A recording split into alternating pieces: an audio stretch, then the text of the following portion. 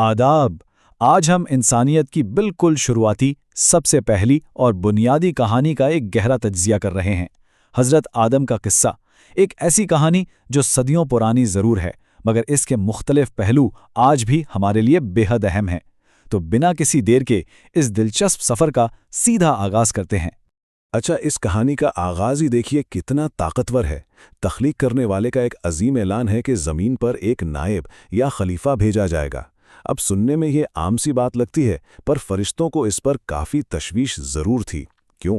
क्योंकि पिछली मखलूक़ात जैसे जिन्नों का खून खराबा और फसाद वो पहले ही देख चुके थे। उन्हें डर लगा कि कहीं इंसान भी ज़मीन पर यही सब ना करे, मगर तख्लीक करने वाले का फ़ैसला तो अटल और हिकमत से भरपूर था। तो अब आते हैं इस कहानी के पहले अहम हिस्से पर, तख्लीक और इलाही इल्म। यहाँ एक बड़ा दिलचस्प वाक़या होता है। तख्लीक करने वाले ने आदम को एक ऐसी चीज़ दी जो किसी मखलूक के पास नहीं थी, इलाही इल्म। उन्हें तमाम चीज़ों के नाम सिखाए गए। फिर फरिश्तों को इम्तहान लिया गया, पर जाहिर है वो नाम ना बता सके क्योंकि उनके पास से वही महदूद इल्म था जो उन्हें दिया गया था। लेकिन जब आदम से पूछा गया तो उन्होंने बिल्कुल दुरुस्त तरीके से तमाम नाम बता दिए।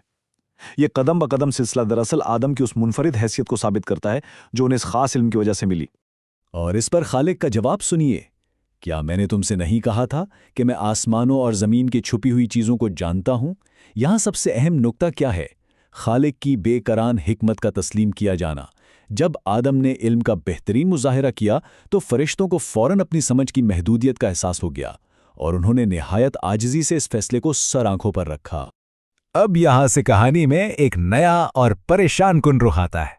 दूसरा हिस्सा, इब्लीस का तकब्बुर। ये तज़ाद देखिए, ये बिल्कुल बुनियादी अहमियत रखता है। एक तरफ इब्लीस है, आग से बना हुआ, और इसी आग ने उसके अंदर तकब्बुर और घमंड भर दिया, यहां तक कि उसने सजदा करने से ही साफ इनकार कर दिया। और दूसरी तरफ आदम है, मिट्टी जैसी आम और फुरकुन चीज़ से बनाए गए, जिन्हें इल्म से नवाजा गया और जिन्होंने मुकम्मल फरमाबरदारी दिखाई। ये आग और मिट्टी का फ़र्क दरअसल इस पूरे किस्से की जान है।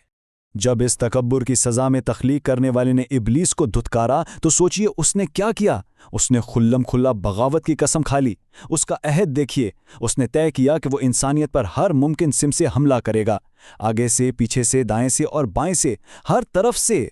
उसका वाहिद मकसद बस ये तय पाया कि इंसान को सीधे रास्ते से भटकाना है और नाशुक्रा बनाना है।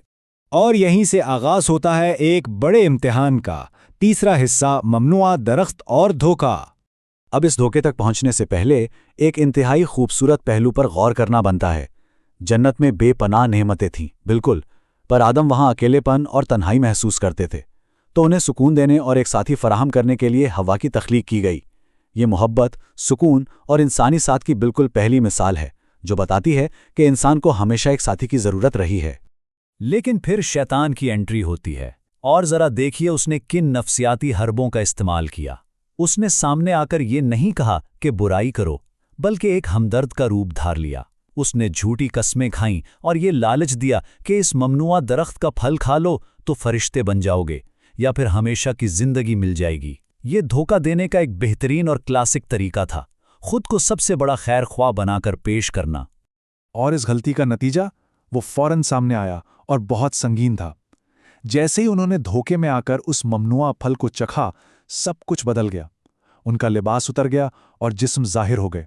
उन्होंने अचानक खुद को इस खुली हालत में पाया तो सख्त घबरा गए, और उस घबराहट में खुद को छुपाने के लिए उन्होंने जन्नत के दरख्तों के पत्तों को जोड़ जोड़कर अपने ऊपर लपेटना शुरू कर दिया। इसके बाद इंसान का असल सफ़र शुरू होता है। चौथा हिस्सा, ज़मीन पर आमद और तौबा।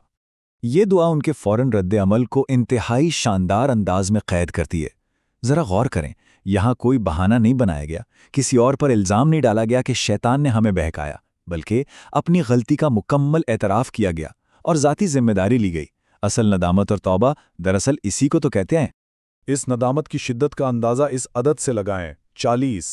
मवाद बताता है कि आदम ने मुसलसल 40 साल तक रोते हुए और खुदा की माफ़ी मांगते हुए गुजारे। 40 साल! ये अदद अपने अंदर सब्र और मग़फ़िरत तलब करने की एक इंतहाई तवील और थका देने वाली जद्दोजहद समेटे हुए है। और एक और हैरत अंगीज़ अदद, 900। आदम की उम्र तकरीबन 900 साल थी। ये ज़मीन पर पहले इंसान की ज़बरदस्त तवील ज़िंदगी और उससे भी बढ़कर उनके इंतहाई सब्र और बर्दाश्त को नुमायां करता है। ये इंसानी नस्ल के एक अजीम और वसी आगाज़ का ठोस सबूत फराहम करता है। اب ہم اس تجزیے کے آخری حصے اور نچوڑ کی طرف آتے ہیں۔ 5واں حصہ، آخری اور اہم اخلاقی سبق۔ پوری کہانی اس ایک بنیادی نتیجے پر آ کر ٹھہرتی ہے۔ دیکھیے، دونوں سے غلطی ہوئی، ابلیس سے بھی اور آدم سے بھی، مگر ان کا اگلا قدم بالکل مختلف تھا۔ ابلیس نے غلطی کی، مگر پھر تکبر اور انا میں آ کر خود تخلیق کرنے والے پر ہی اپنی گمراہی کا الزام لگا دیا۔ دوسری طرف جب آدم سے غلطی ہوئی تو انہوں نے عاجزی دکھائی، اپنی خطا کو قبول کیا اور مسلسل توبہ کی۔ ایک طرف تباہ کرنے والا تکبر ہے اور دوسری طرف معافی دلانے والی عاجزی۔ تو آخر میں ایک سوال جس پر ہم سب کو غور کرنا چاہیے۔ جب بھی ہم سے کوئی بھول یا غلطی ہوتی ہے، کیونکہ ہم انسان ہیں اور غلطیاں تو یقینی ہیں، تو کیا ہم آج بھی اس قدیم آگ والے تکبر کا راستہ چنتے ہیں یا پھر مٹی والی عاجزی کو اپناتے ہیں؟ فیصلہ ہمیشہ کی طرح آج بھی ہمارے اپنے ہاتھ میں ہے۔